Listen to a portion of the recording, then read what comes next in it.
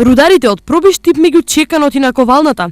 Скопската фирма на која минатата недела и беше вратено барањето за стечена индоминерали, поради потреба од докомплетирање, ги коригирала документите и истите повторно ги вратила во основниот суд во Штип. Ова значи дека судбината на рударите сега е во рацете на судиите. Следува поведување на претходна постапка за испитување на услови. Дали ќе се отвори стечајна постапка против должникот Индоминералис и Металес Дуел Пробиштип или не. Барањето за стечај доаѓа откако индиците на Скопјани за одржување на опремата и механизацијата не и платиле 13,5 милиони денари. Во меѓувреме, очекуваниот одговор за спас, кој преку писмо рударите го побараа од владата, се уште го нема, како што ја нема ниту одлуката за тоа дали на индиците ќе им биде одземана концесијата или не.